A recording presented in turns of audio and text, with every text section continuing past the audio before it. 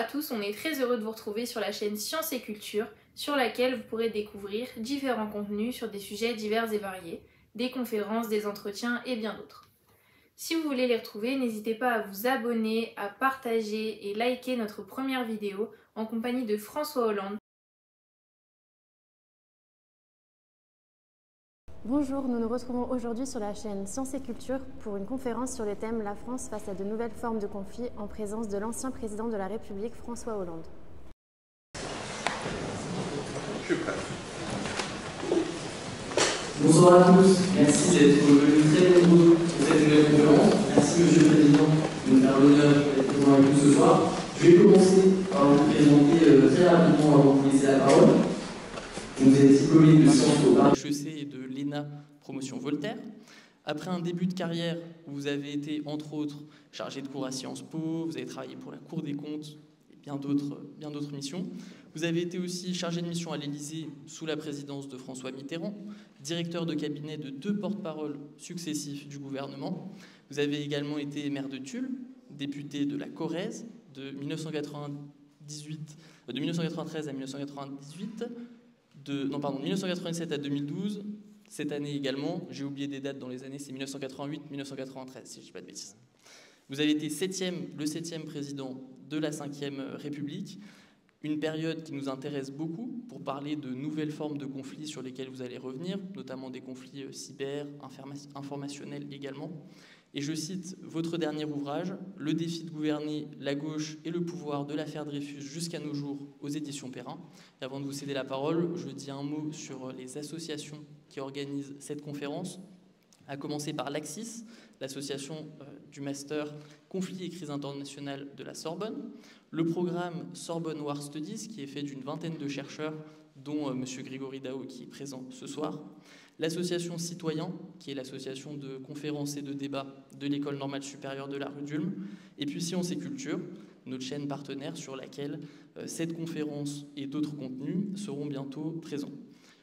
La conférence va se dérouler de la façon suivante. Vous allez faire une petite présentation d'une quinzaine de minutes, et puis un échange ensuite, questions-réponses avec les étudiants, sur le thème « La France face à de nouvelles formes de conflits ». Je vous remercie de nouveau d'être présent avec nous ce soir, et je vous laisse la parole. Bon, merci d'abord pour votre invitation. Je suis impressionné non par le nombre, j'ai l'habitude de venir devant des salles, mais par le niveau d'information qui est le vôtre, donc je vais essayer d'être à la hauteur de vos connaissances. Je vais insister d'abord sur le fait que, parlons de nouveaux conflits ou de nouvelles formes de conflits, alors que 2 guerres se produisent et plusieurs autres, moins sous les feux de l'actualité, mais hélas sous les feux des canons, se produisent également au Soudan, en Érythrée, en Afrique, notamment en République démocratique du Congo. Et donc nous avons des guerres qui sont conventionnelles, qui sont classiques, qui utilisent des formes rudimentaires de l'affrontement, c'est-à-dire des armements conventionnels, et nous nous interrogeons sur les nouvelles formes de conflits. Il est vrai que même ces conflits qui peuvent paraître rudimentaires dans les formes d'utilisation des armes sont aussi hybrides parce qu'ils intègrent précisément des nouvelles technologies, des façons d'impressionner l'opinion, des manipulations, des attaques cyber et toutes sortes de formes qui, c'est vrai, correspondent à une rupture dans ce qu'était la guerre classique. Pour les conflits que j'ai moi-même eu à vivre comme président de la République, c'est-à-dire aussi bien celui sur le Sahel que sur la Syrie et l'Irak, qui étaient des conflits d'une certaine façon asymétriques, où la France intervenait seule au Sahel ou avec des pays européens, mais qui n'étaient pas partie prenante au champ de bataille, ou dans le cadre d'une coalition pour l'Irak et la Syrie, il y avait aussi l'usage de technologies qui pouvaient nous paraître à certains égards nouvelles. Pour ce qui concerne le Sahel, nous y reviendrons, je pense que la France a tardé à comprendre qu'il n'y avait pas qu'une opération militaire, une opération extérieure à mener. il y avait aussi à convaincre une société, des sociétés africaines, de ce qu'était la présence de la France et de ce que devait être aussi la coopération dans d'autres domaines que celui du militaire. Ce qui a ouvert un champ pour des manipulations, pour l'usage, notamment par le groupe Wagner, mais pas seulement par le groupe Wagner, par d'autres sources, de manipulation ou d'informations tronquées sur l'opinion, les opinions africaines et particulièrement au Sahel, qui ont conduit à ce que l'on sait aujourd'hui, c'est-à-dire un retrait total de la France de ces pays. Sur la Syrie et l'Irak, il y a eu aussi l'utilisation par les groupes terroristes de technologies de l'information. Lorsque j'étais président de la République, j'étais frappé de voir qu'il y avait pour Daesh une presse, des magazines, des formes d'intervention sur les réseaux sociaux, donc une part à la fois de systèmes informationnels classiques, mais forcément souterrains, utilisant des moyens cryptés, ou d'avoir l'usage des réseaux sociaux, ne serait-ce que pour attirer des combattants et pour tromper un certain nombre de jeunes qui pouvaient se trouver attirés par la propagande djihadiste. Donc même les groupes terroristes, et peut-être d'ailleurs surtout les groupes terroristes, utilisent aussi les technologies de l'information, les manipulations, la propagande. La propagande, elle n'était pas, comme on l'imaginait, dans la forme la plus classique. Elle était justement sur des nouveaux terrains de jeu qui permettaient à ces groupes d'être influents. Pour rester sur la question qui m'a été posée, je pense que la France, pas simplement la France, les pays européens ont été en retard par rapport à ces nouvelles formes de conflit. N'ont pas finalement anticipé sur ce que faisaient d'autres puissances. Je pense à la Russie, à la Chine, mais pas seulement. D'autres pouvaient également utiliser ces moyens qui, depuis plusieurs années, avaient conçu, avec une méthode qui pouvait être assez, là aussi, rudimentaire, mais avec une efficacité très grande, les systèmes de déstabilisation. On en a eu conscience lorsque, pour les élections américaines, je parle de celles qui avaient permis à Donald Trump de gagner contre Hillary Clinton, de voir combien il y avait eu des trolls, des usages, et voire même des déstabilisations des processus électoraux. En France, on a eu aussi des attaques de ce point de vue-là. Ça, c'est un volet, mais il y en a d'autres. Combien le groupe Wagner, aujourd'hui, on en connaît davantage, compte tenu de ce qui s'est produit et du voyage qui n'a pas abouti à destination de son fondateur. Mais il est clair qu'il y avait eu, là aussi, un travail qui avait été mené pour utiliser toutes ces technologies, toutes ces manipulations à des niveaux qui étaient relativement élevés et sur des terrains qui n'étaient pas simplement des sociétés vulnérables, mais précisément les sociétés démocratiques. Alors, si on veut regarder les nouvelles formes de ces conflits, on peut dire ce qui se passe sur le réseau informationnel avec, là aussi, une prise en compte tardive mais réelle de ce que représente ce danger et une évolution de tout ce qui était le système d'influence. Parce que ce que font ces pouvoirs ou ces puissances totalitaires, le plus souvent, enfin en tout cas qui ne sont pas démocratiques, c'est d'utiliser les influenceurs des sociétés occidentales, c'est-à-dire de se mettre dans le jeu des sociétés occidentales, d'être des acteurs de la société occidentale, en pensant que nous ne les repérerons pas, parce que les origines sont anonymes, en pensant que ça ne pourra pas être contrecarré, en pensant qu'il y aura là une efficacité qui est là aussi asymétrique, parce que nous ne pouvons pas faire sur les sociétés de ces pays-là la même entreprise que celle qu'ils engagent contre nous. Et donc là, il véritablement un investissement à faire qui doit néanmoins respecter nos principes et nos libertés. C'est ce qui fait que nous ne mettons pas en cause la liberté d'expression, alors que ces manipulations, ces systèmes informationnels, ces fake news, etc., utilisent la liberté d'expression, même si nous essayons de contrecarrer, à des fins justement de déstabilisation et d'emprise. Alors, la législation a néanmoins évolué, notre système de défense s'est également amélioré, et donc aujourd'hui, nous pouvons lutter avec plus d'efficacité, faire en sorte que nous puissions identifier, repérer, dissuader, parfois condamner toutes ces opérations. Néanmoins, elles se poursuivent de façon, on l'a vu, évolutive, compris qu'avec les télégrammes, il pouvait y avoir des usages, y compris offerts à nos adversaires ou à nos potentielles menaces pour créer de la déstabilisation.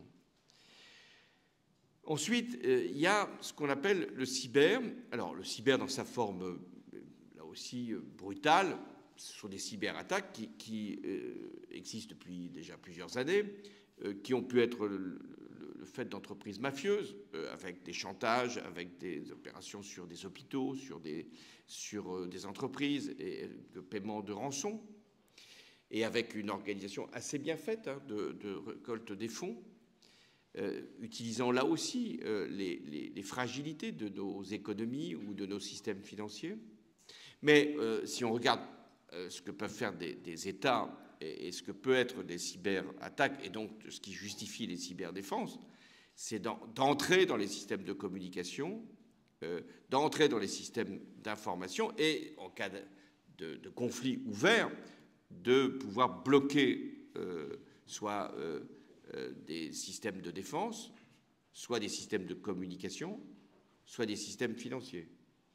Donc la menace cyber a pris une ampleur, une dimension qui justifie donc que nous ayons, dans les lois de programme, enfin dans la dernière loi de programmation militaire, mais c'était déjà vrai avant, mis en place des systèmes de nous-mêmes d'attaque, aucune raison de s'en priver, et aussi de défense, de prévention et de pouvoir là aussi détecter, identifier et empêcher. Et donc d'avoir des capacités d'attrition des cyberattaques. Il y a même maintenant eu une création du commandement de cyberdéfense, je crois, en 2018. Donc, il y a aujourd'hui des conflits qui peuvent ne pas être ouverts, qui ne sont pas déclarés, mais qui sont tous les jours, finalement, engagés, dès lors que nous pouvons être pénétrés ou dès lors que nous pouvons, nous aussi, faire en sorte d'aller vers les systèmes d'information, d'aller vers les systèmes de contrôle, vers les systèmes de communication de nos éventuelles menaces. Troisième dimension nouvelle, c'est le spatial. Là aussi, au cours de ma présidence, je n'ai pas été confronté à une attaque spatiale d'un satellite, mais j'ai eu toutes sortes d'alertes pour dire attention, il y a maintenant un champ nouveau pour la défense, ou en tout cas pour l'attaque, en l'occurrence, ou pour la menace qui peut peser sur nous, parce que des satellites peuvent être bloqués, parce que là aussi, il peut y avoir des destructions, il peut y avoir, si le conflit prenait une certaine dimension, une guerre spatiale. Alors là, on n'est pas dans une espèce de science-fiction. Tout ça peut se produire. Alors là aussi, on a constaté, si on regarde ce qui s'est déjà passé, c'est qu'il y a à la fois ce que les États peuvent avoir comme potentiel en termes de lancement de satellites ou au niveau européen de ce que nous pouvons organiser ou ce que font les États-Unis. Mais il y a aussi des opérateurs privés. Et là, vous avez tous en mémoire ce qu'a fait Elon Musk avec SpaceX au moment de la guerre en Ukraine. C'est-à-dire qu'il a pu bloquer une opération qui devait se faire à Sébastopol pour ne pas fournir ou ne pas permettre aux Ukrainiens d'utiliser les moyens technologiques qui pourtant étaient à leur disposition. Donc on voit bien que dans l'enjeu de l'espace, il y a à la fois ce que font les États et ce que font aussi des acteurs privés qui ont pris une ampleur considérable. Donc cet élément, là aussi, a justifié qu'il y ait un commandement de l'espace au niveau du ministère de la Défense et que nous ayons une coopération avec l'OTAN de manière à ce que nous puissions nous coordonner avec nos partenaires, nos alliés, pour conjurer un certain nombre d'opérations qui peuvent concerner l'espace. Là aussi, l'enjeu, c'est de pouvoir, en termes d'information grâce aux satellites géolocalisés, d'avoir aussi une synchronisation d'opérations si elles sont possibles. Et l'enjeu, c'est aussi d'observation d'éventuels champs de bataille. Nous avons pu, là aussi, à travers les lois de programmation, développer des satellites militaires et avoir un programme ARES, que vous avez peut-être étudié, pour la guerre dans l'espace. Enfin, je vais ajouter un dernier élément sur les nouvelles formes de conflit, qui est en fait un élément qui remonte à la fin de la Seconde Guerre mondiale et à la question nucléaire. Le nucléaire n'est pas une nouvelle forme de conflit. Le nucléaire, c'était une forme d'empêchement de conflit, grâce au principe même de la dissuasion, au fait que utiliser l'arme nucléaire, c'était à coup sûr encourir une riposte et une réponse qui allait être tellement destructrice qu'elle annihilait l'intention première d'utiliser l'arme. Et nous avons vécu pendant des décennies sur ces principes de la dissuasion, ébréchés par la prolifération nucléaire, le fait que des nouveaux États, enfin des États qui émergeaient, ont pu accéder à l'arme, ou sont supposés avoir accédé à l'arme. Et puis, on voit évoluer la doctrine, notamment en Russie, quant à l'usage de l'arme nucléaire. Longtemps, on a pensé que c'était la miniaturisation de l'arme qui rendait sa possibilité d'usage sur le champ de bataille.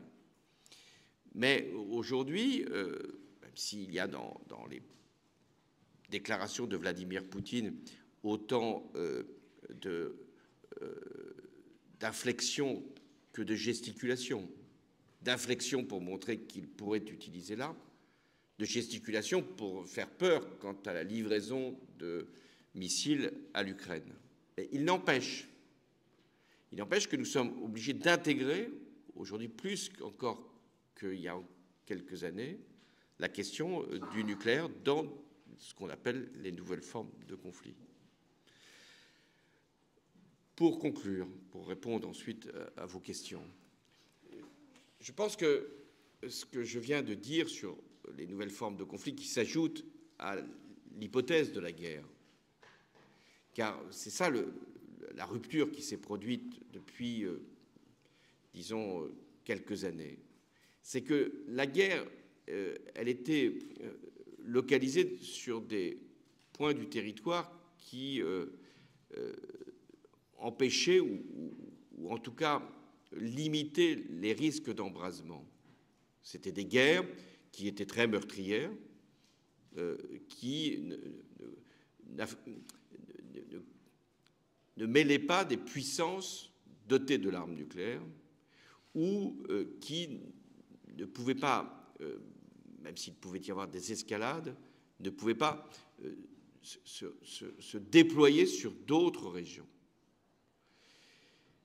Aujourd'hui, nous avons deux guerres dont nous ne savons pas exactement à quel moment elles vont se terminer. Nous ne sommes pas dans le cadre de conflits gelés. Il y a eu longtemps des conflits gelés. Il y a encore des conflits gelés. Mais celui de l'Arménie et de l'Azerbaïdjan en est un, même si, avant d'être un conflit gelé, ça a été un conflit ouvert. Mais là, nous sommes dans des situations où nous ne savons pas si les protagonistes veulent arrêter la guerre ou la poursuivre jusqu'au point où elle peut se déployer sur d'autres théâtres ou s'élargir à la région concernée. Bon, pour le cas de l'Ukraine et de la Russie, non seulement elle se prolonge, mais on voit bien qu'elle peut avoir d'autres points. Ce qui se passe en ce moment en Moldavie, par exemple, ce qui va se passer bientôt en Géorgie. J'ai évoqué l'Azerbaïdjan et l'Arménie, mais on pourrait aller aussi plus loin sur le Kazakhstan, le Kyrgyzstan, etc. Jusqu'où la Russie de Poutine veut aller, jusqu'où il est prêt à reconstituer, ce qui pour lui est l'objectif qu'il s'est fixé, l'Empire. Et avec quels moyens veut-il atteindre cette fin? Donc là, nous sommes devant une incertitude renforcée par les élections qui vont avoir lieu dans quelques jours aux États-Unis, en se disant, est-ce que si Donald Trump devait être élu, est-ce que ce serait, comme il le prétend, une façon d'arrêter le conflit? Mais on voit bien comment il s'arrêterait, le conflit. Il prétend en 3 jours, mais même en quelques heures, parce que Trump est capable de régler même en quelques secondes le conflit, puisqu'il a même eu des conversations téléphoniques, semble-t-il, avec Poutine, ce qui pourrait, dans n'importe quelle démocratie, et pourtant ce sont les États-Unis, finir de disqualifier celui qui prétend devenir ou redevenir président des États-Unis. Mais oublions ça. Si il arrête le conflit, ça veut dire qu'en réalité, il laisse la partie occupée par la Russie à Vladimir Poutine, et il n'est même pas sûr qu'il assurerait la protection du reste de l'Ukraine, car pour Poutine, ce qui est insupportable, ou ce qui serait inacceptable, ça serait la couverture par l'OTAN de l'Ukraine qu'il consentirait à abandonner. Donc on voit bien que dans cette hypothèse-là, est-ce que ce serait vraiment la fin du conflit? Est-ce qu'il n'y aurait pas une poursuite sur d'autres pays de la même intention de Vladimir Poutine? Pour ce qui concerne Israël, Palestine et maintenant Liban, jusqu'où, après la riposte qui était inévitable suite au 7 octobre, et de ce point de vue, le Hamas savait parfaitement ce qui pouvait se produire. Mais jusqu'où Netanyahou est prêt à aller? Est-ce qu'il est dans une posture où il veut assurer la neutralisation de tous les territoires qu'il est en train de pénétrer? Est-ce qu'il sait lui aussi qu'il y a des élections, il le sait, hein, des élections américaines, et qu'à partir de là, il y aurait nécessairement, si c'est alors l'hypothèse de Kamala Harris qui était élue, une pression qui ferait qu'il serait obligé d'arrêter son opération après un certain nombre de buts qui auraient été atteints? Ou est-ce que, si c'est Donald Trump, il peut être là aussi tenté d'aller plus loin, y compris dans le rapport avec l'Iran, qui reste le sujet quand même majeur, même si on voit que l'Iran est aujourd'hui, même si l'Iran soutient autant qu'il est possible le Hamas, le Hezbollah et les Houthis, on voit bien que pour l'Iran, la crainte d'une réaction israélienne est quand même très sérieuse, et son régime peut être lui-même ébranlé. Donc voilà ce qu'on peut dire sur les nouvelles formes de conflit, c'est qu'elles s'inscrivent dans des guerres qui, elles, sont à l'œuvre et qui peuvent employer tous les moyens. C'est-à-dire que maintenant, on parle de guerre hybride, moi je devrais dire de guerre totale. C'est ça ce qui est en cause. C'est-à-dire que tous les moyens sont mis à la disposition de l'objectif de celui qui veut perpétrer un certain nombre d'actes. Alors, la réponse que nous devons apporter, la France d'abord, après on verra l'Alliance Atlantique et on verra ce qu'elle deviendra après les élections américaines. Mais la réponse de la France doit être son autonomie stratégique dans tous les domaines. L'autonomie stratégique, ça ne veut pas dire qu'on fait tout seul. Mais l'autonomie stratégique, ça veut dire que sur les questions de systèmes informationnels, de cyber, de spatial et de nucléaire, a fortiori, on doit avoir la garantie que nous pouvons décider nous-mêmes des moyens que nous utilisons. Ce qui ne nous empêche pas, bien sûr, dans le cadre d'une alliance, de coordonner, de coopérer, d'acheter ensemble un certain nombre de matériel, voire même de les utiliser communément. Mais l'autonomie stratégique, c'est le point majeur. Et ma dernière remarque pour conclure, c'est que vous voyez dans les nouvelles formes de conflit que nos démocraties sont plus vulnérables que toutes les autres sociétés. Nos démocraties sont vulnérables parce que, aussi bien pour la menace cyber que pour la menace informationnelle, et même pour ce que représente le nucléaire dans les opinions publiques. Nous sommes plus fragiles, nous sommes plus vulnérables, nous sommes plus sensibles aussi. Et puis nous avons des règles, et puis nous avons des principes, et puis nous avons heureusement des garanties. Donc il est plus facile pour des régimes qui ne s'embarrassent pas précisément du droit et qui ont des intérêts qui leur paraissent supérieurs à toute autre considération de viser les démocraties. Et toute la question est de savoir comment les démocraties peuvent réagir, comment les démocraties, sans perdre leur existence même, peuvent être à la hauteur des menaces dont elles sont les objets. Et quand en plus, au sein des démocraties, il y a des groupes ou des partis qui peuvent avoir quelque intérêt commun avec ceux qui nous veulent un certain nombre de mal, nous sommes encore plus vulnérables. Le complotisme, l'extrémisme, la manipulation, elle est aussi à l'intérieur. Elle n'a pas besoin d'être alimentée par l'extérieur, elle existe aussi. Et donc, l'enjeu majeur, et c'est vrai pour toute la question de la défense d'ailleurs, et historiquement ça a toujours été vrai, comment on se protège, comment on se défend, comment même à un moment on peut ouvrir nous-mêmes un conflit sans perdre nos valeurs, sans perdre nos garanties de droit, sans perdre nos libertés. Voilà la question que je vous laisse méditer.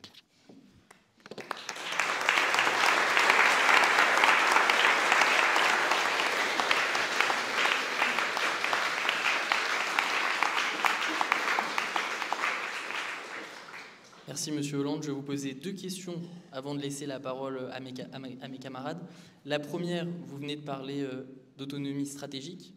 Meta a investi 40 milliards de dollars dans l'intelligence artificielle, Google pratiquement 100 milliards, l'État français seulement approximativement 5 milliards d'euros.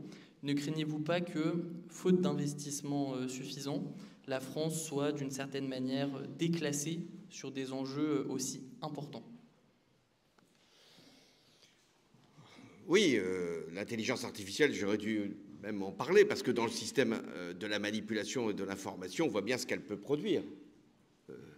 Elle peut à la fois être utile pour essayer de comprendre et essayer d'avoir comme système nous-mêmes d'information et de connaissances, mais elle peut être utilisée à des fins de désinformation, de manipulation et de contre-vérité. Alors, qui investit dans l'intelligence artificielle ? Bon, la France investit dans les efforts de recherche que l'État peut encourager ou peut lui-même soutenir. Mais après, ce sont des groupes privés qui investissent dans l'intelligence artificielle. Et là, on n'est pas forcément équipé, encore que, autant sur les GAFA, on a été en retard, autant sur l'intelligence artificielle, on est moins en retard. Et on peut avoir un phénomène, heureusement, grâce aux scientifiques ici, au système d'informatique et aux grandes entreprises, on peut avoir sur l'intelligence artificielle un certain nombre d'atouts à mettre en œuvre. Et puis il y a aussi ce que doit faire l'Europe, parce que c'est aussi une coordination que l'on peut faire. Mais oui, on est devant des acteurs privés. Là, on est devant des acteurs privés qui peuvent être des menaces très sérieuses pour notre propre économie, pour notre propre système d'information. Donc je réponds, oui, il faut investir davantage, oui, il faut que l'État prenne sa part, oui, il faut qu'il y ait des groupes privés, oui, ça doit se faire au niveau européen. Mais pour l'État, pour l'instant, il n'a pas beaucoup d'argent et il en cherche, donc je ne suis pas sûr qu'il va avoir énormément de disponibilité pour aller plus loin. Et ça, c'est un vrai problème. Parce qu'on ne va pas parler ici des comptes publics, il y a des spécialistes, et je me garderai bien d'aller dans cette direction. Mais ce qui va être sacrifié, comme à chaque fois, pour le budget de l'État, je ne parle pas pour celui de la sécurité sociale, c'est l'investissement qui est sacrifié. Et donc c'est le fonctionnement qui va être finalement maintenu au détriment de l'investissement. Donc ça, c'est un élément qui s'ajoute effectivement à ce risque d'être dépassé, faute d'avoir les moyens financiers pour investir de manière publique dans ces travaux. Et puis une deuxième question. Vous avez été chef d'État au moment de l'affaire Snowden, à une période où ont éclaté plusieurs affaires d'écoute, également des cyberattaques, qui n'étaient pas que le fait de la Russie ou de la Chine.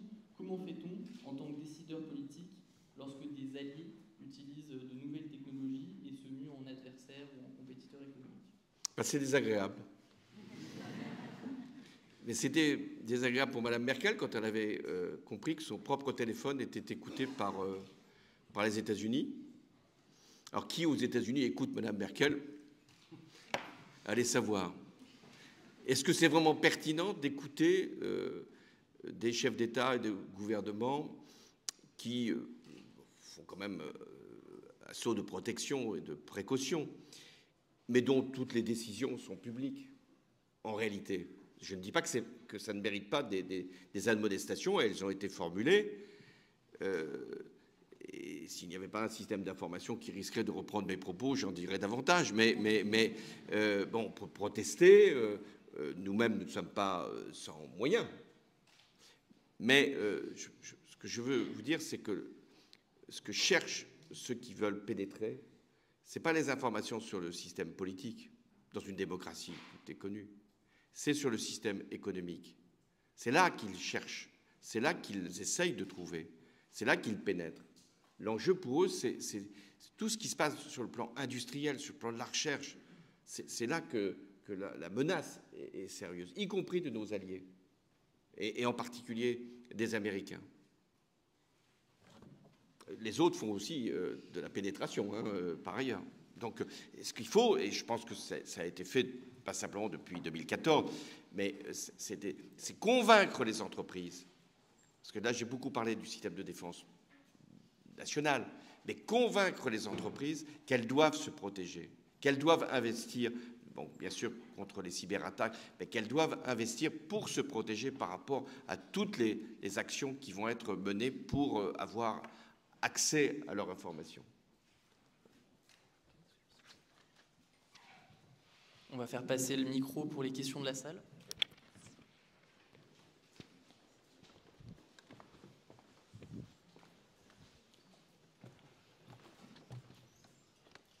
Monsieur le Président, merci beaucoup. Stanislas Legal, étudiant à Sciences Po. J'avais une question concernant le lawfare, et plus précisément le cas de l'extraterritorialité du droit américain, que vous avez sûrement vécu avec l'affaire Alstom. Et quel était votre avis concernant ce nouvel usage du droit dans la conflictualité actuelle?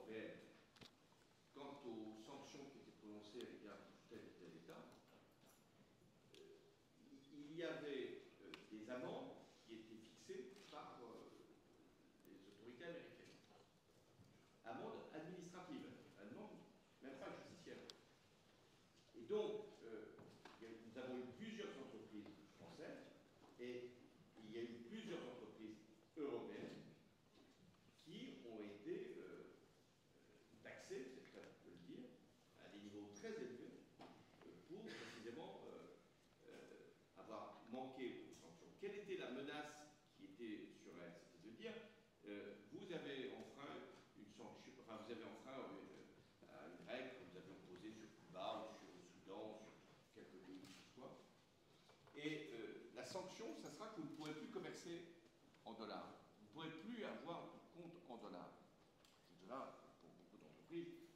possibilité de continuer à travailler sur un champ mondial, et en particulier aux États-Unis.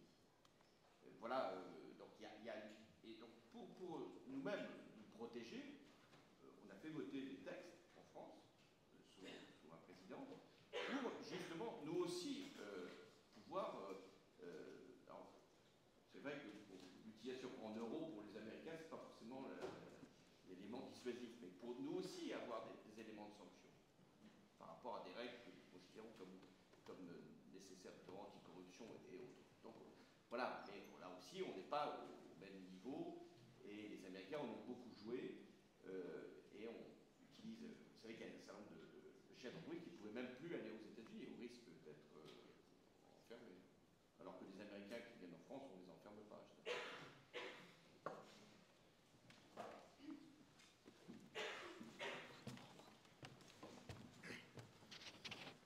Bonjour Monsieur le Président, je me présente, je suis Ryan, élève en terminale au lycée Rocroi Saint-Vincent-de-Paul. Je me posais une question à propos de la Chine et de leur projet spatial en particulier. On a parlé d'Israël, du Liban, de la Palestine, de la Russie, mais il y a aussi la montée des tensions en mer de Chine méridionale, en particulier entre la Chine et Taïwan. Est-ce que les enjeux cyber, pour vous, vont être cruciaux, donc en particulier avec la création de la Starlink chinoise Guowang, qui regroupera plus de 13 000 satellites et qui est lancée par la Chine cette année avec un lanceur de 108 satellites? Est-ce que ça vous inquiète, en particulier dans les intérêts souverains français? Merci beaucoup.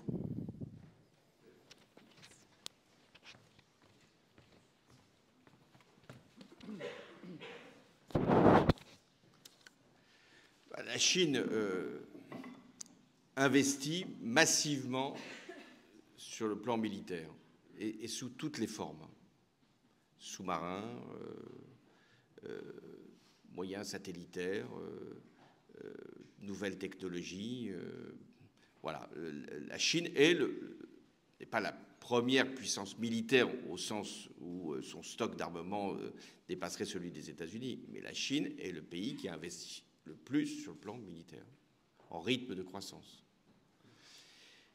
Alors, il y a Taïwan, qui effectivement est dans son cercle de préoccupation, mais il n'y a pas que Taïwan.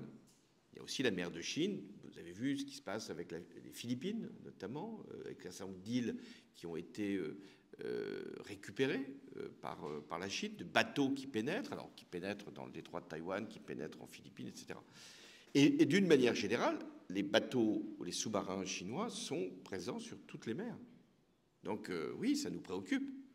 Ça nous préoccupe non pas parce qu'il y aurait une position offensive, mais parce qu'il y a une observation, là aussi, qui est le fait de la Chine, et une volonté d'influence, une volonté de nous impressionner aussi.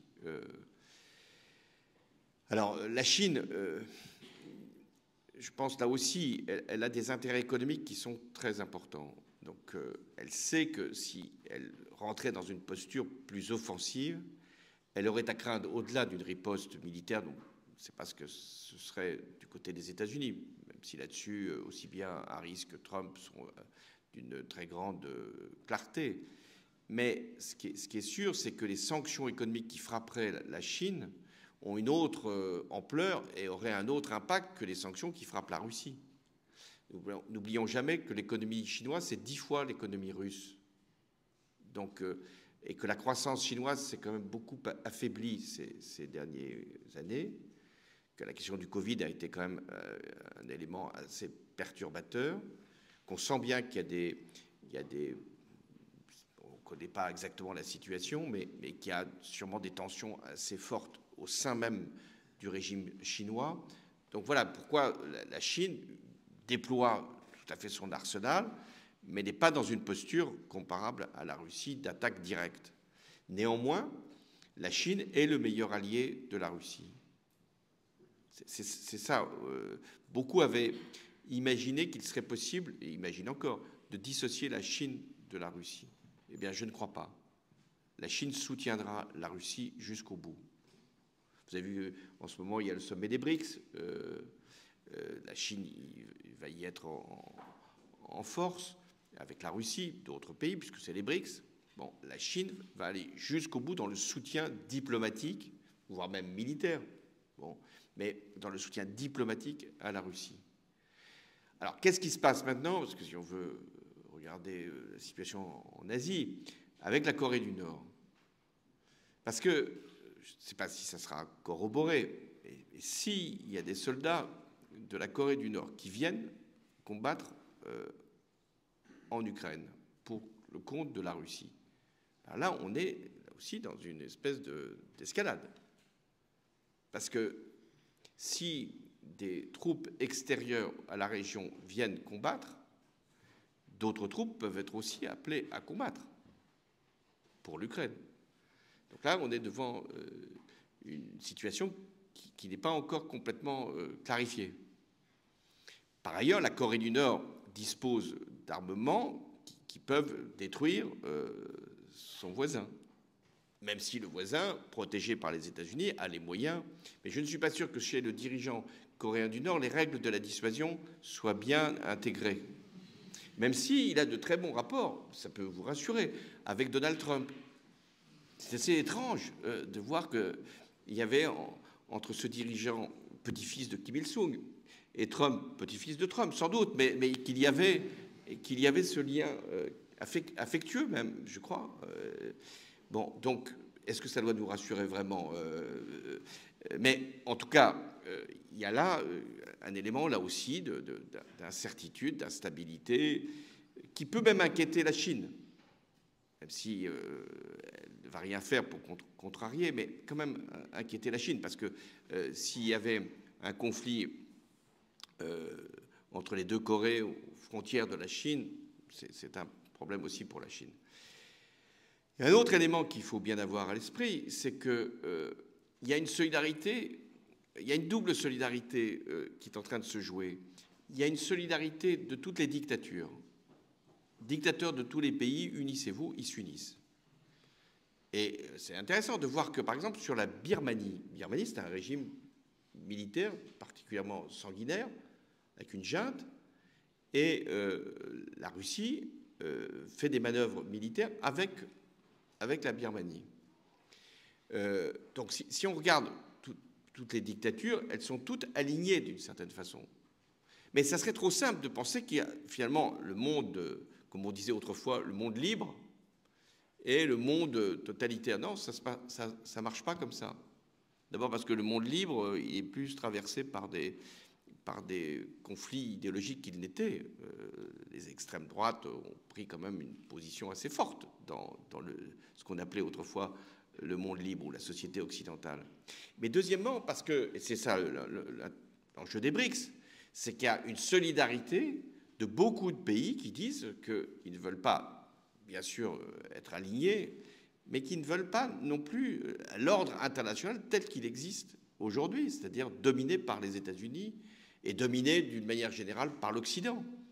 Donc la réponse de la France et de l'Europe, ça ne doit pas être de dire que ce système monétaire, que ce système international, que l'ONU, bloquée aujourd'hui, que l'organisation du monde, elle doit évoluer.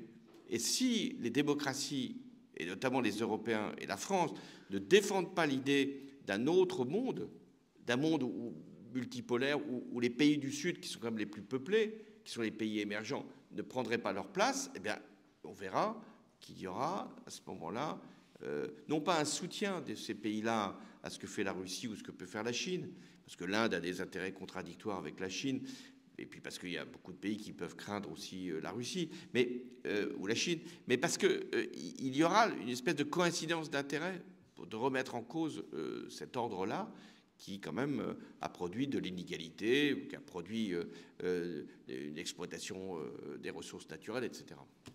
Sans compter la dégradation climatique. Alors, le point de la dégradation climatique est le seul point d'optimisme qu'il nous reste. Optimiste au sens où, comme la catastrophe est possible, la catastrophe climatique, elle ne va pas faire le tri entre les démocrates et les totalitaires, le Nord et le Sud, elle touche tout le monde. Donc c'est pour ça qu'on peut encore arriver à trouver, malgré ce monde totalement déstabilisé, fragmenté et brutal quand même dans ce qui se passe aujourd'hui, on peut trouver sur la question climatique, ce qui renforce le rôle des institutions internationales et d'un nouvel ordre du monde, encore un point de consensus. C'est le seul. On va prendre une dernière question.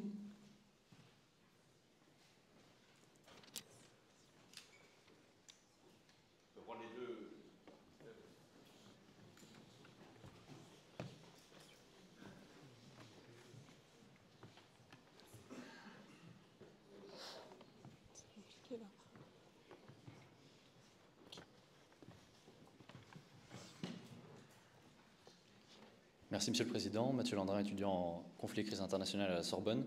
Quel rôle pensez-vous que la France doit avoir dans les conflits contemporains? Est-ce qu'elle doit s'entêter dans ce mythe de puissance d'équilibre? Merci. Est-ce que la France doit s'entêter dans ce mythe de puissance d'équilibre qu'elle entretient à travers les conflits contemporains?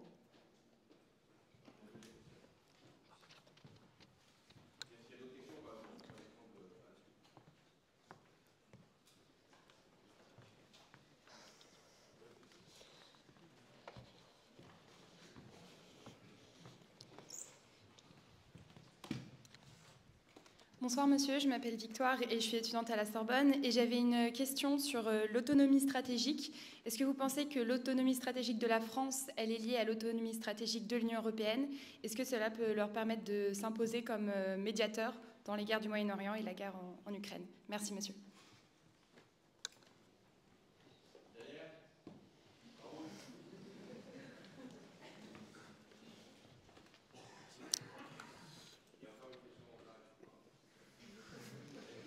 Bonsoir monsieur, merci d'être présent aujourd'hui ce soir. Ma question concerne l'actualité récente. Comme on le constate et comme vous l'avez justement évoqué, il y a de nombreuses infrastructures françaises qui sont la cible de cyberattaques, telles que des hôpitaux, voire des ministères. Encore récemment, l'université Paris-Saclay a vu son système d'information paralysé par une grosse cyberattaque. Et donc ma question est la suivante. Au regard de votre expérience de président et de député, pensez-vous que la France a mis et met assez de moyens humains et financiers dans la lutte contre la menace cyber? Merci.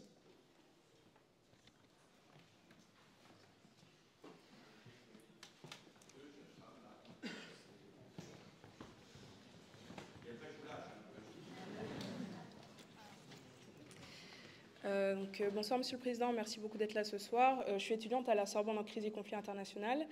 Ma question va un peu diverger avec votre point de vue sur le climat. Je ne pense pas qu'on a un consensus au niveau du monde sur la catastrophe climatique qui s'annonce. Notamment, je pense qu'on n'est pas touchés tous au même degré, notamment dans le Sahel, en Afrique et le Sahara. Il y a des sécheresses qui causent aujourd'hui de nouvelles formes de conflits. Donc, quelle serait votre pensée là-dessus? Merci.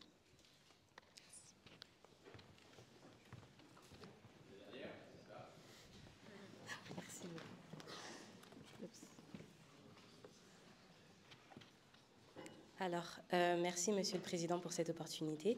Je m'appelle Cristal et je suis étudiante en relations internationales. Et donc ma question serait la suivante. Vous avez mentionné les conflits non déclarés et non étatiques, non déclarés, non médiatisés, comme la guerre en République démocratique du Congo, qui est perpétrée par le M23 et le FDLR de Paul Kagame. Et donc, pensez-vous que la France pourrait avoir un rôle à jouer pour réparer les erreurs commises afin d'éviter ce conflit en fait, qui découle du génocide rwandais? Merci.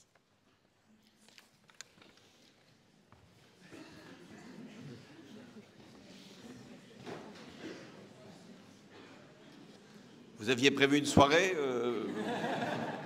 Bon, je vais essayer de vous libérer quand même. Quel rôle de la France dans les conflits contemporains? Bon, on pense bien sûr aux deux conflits majeurs.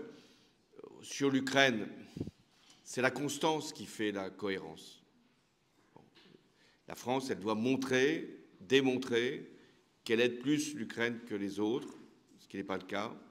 Elle doit montrer, démontrer qu'elle ne cède pas à la pression que la Russie exerce, y compris sur l'Union européenne, que nous sommes prêts à faire en sorte, avec nos alliés, de continuer à dégager des ressources pour l'Ukraine.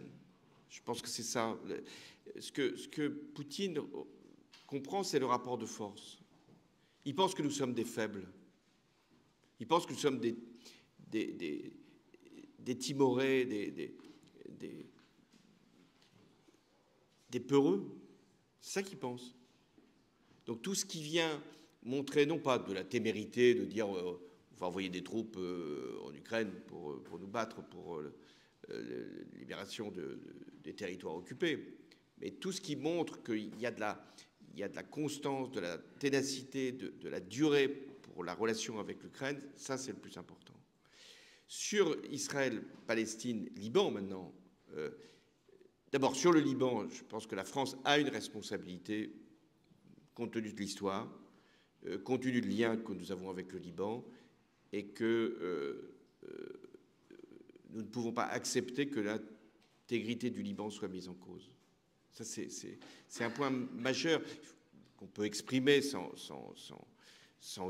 être de quelque façon complice de ce que fait le Hezbollah, et ce qu'il a fait et continue de faire. Mais le Hezbollah, ce n'est pas le Liban. Les chiites, c'est une composante de la société libanaise.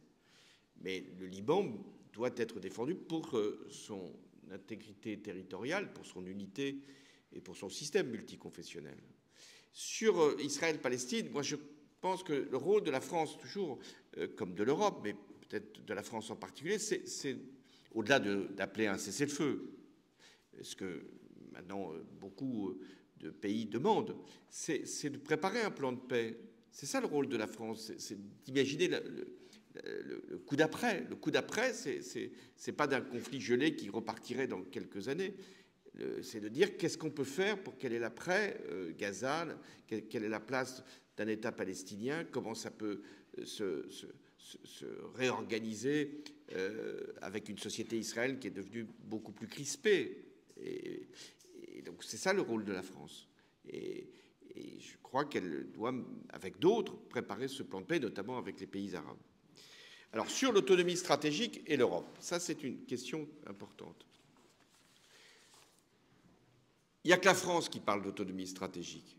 Donc si on veut convaincre les Européens, si on leur dit on va faire une autonomie stratégique par rapport aux États-Unis, il y en a très peu qui veulent nous suivre. Donc il faut dire, bien sûr, que nous, on est favorable à l'autonomie stratégique. C'est la position de la France, président après président. Mais ça suppose de rappeler à chaque fois que ça doit se faire dans le cadre de l'Alliance Atlantique. Que deviendra l'Alliance Atlantique après les élections américaines? Ça, c'est une autre affaire. Mais enfin, c'est une affaire qui va arriver.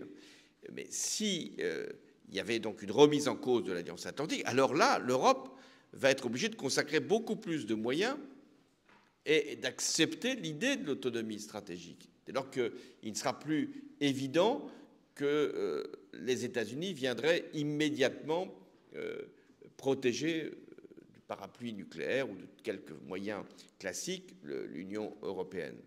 Je ne crois pas qu'il y aura une rupture de l'Alliance Atlantique, même dans le cas de la victoire de Donald Trump, mais il y aura quand même un relâchement. Donc le problème de l'autonomie stratégique, que ce soit pour la France ou pour l'Europe demain, c'est quels moyens financiers et budgétaires nous mettons dans l'autonomie stratégique.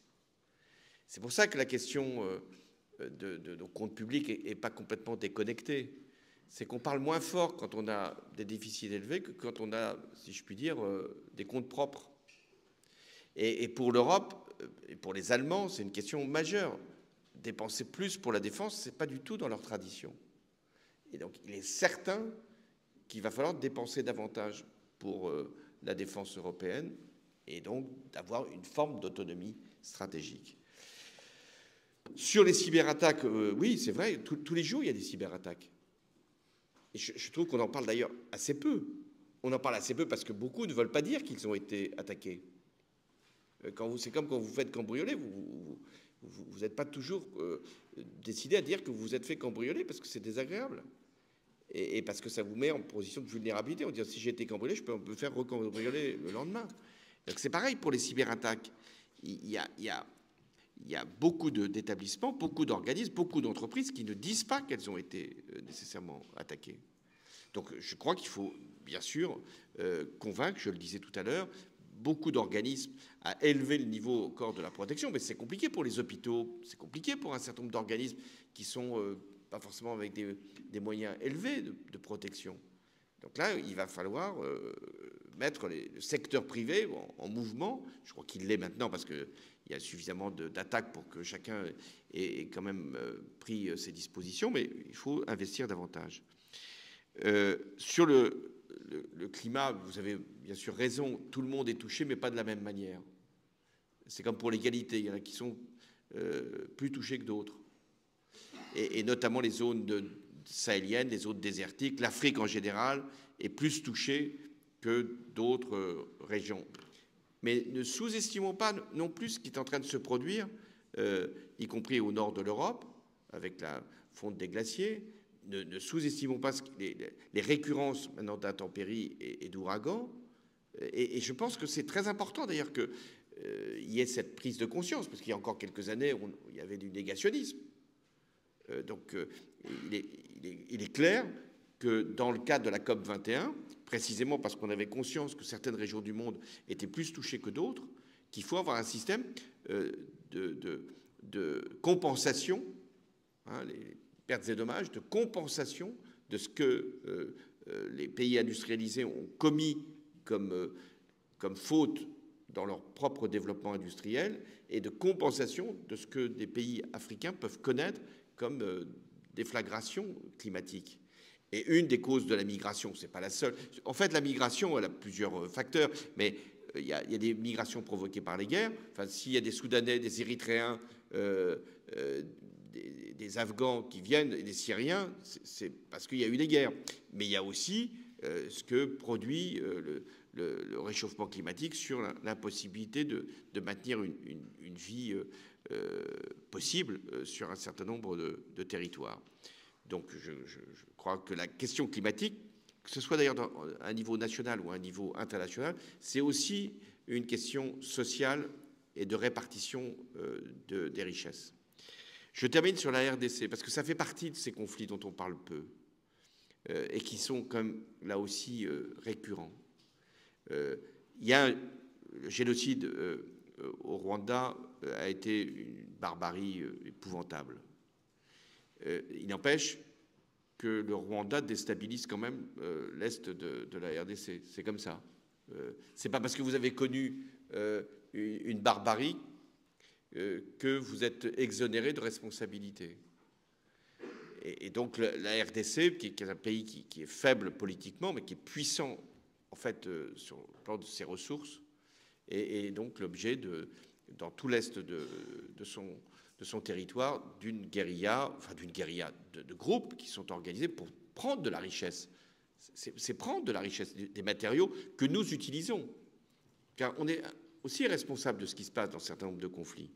Il y a des matériaux que nous utilisons dans nos portables, ou pour lutter contre les cyberattaques, ou pour faire des satellites que nous utilisons et qui viennent de la République démocratique du Congo.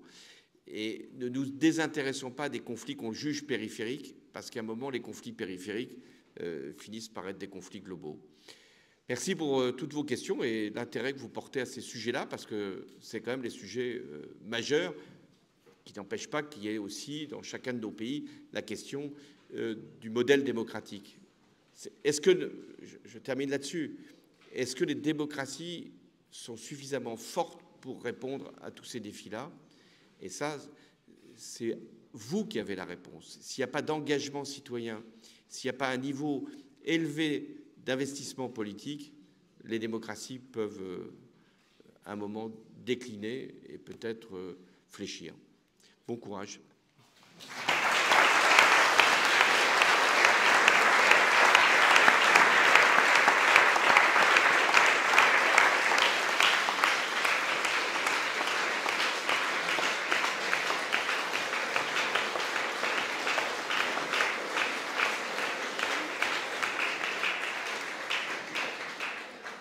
Au nom de tous les étudiants, je tiens à vous remercier, Monsieur Hollande. Simplement, les prochaines conférences.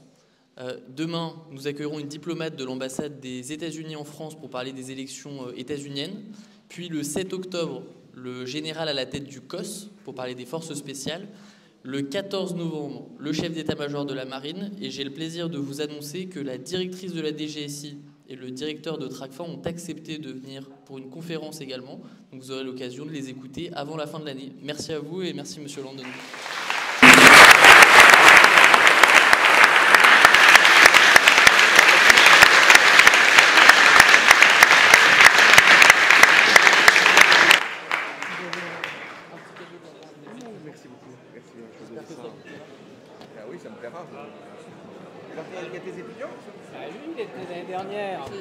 il est encore étudiant. Il est encore étudiant, mais il avance en doctorat, il est en master.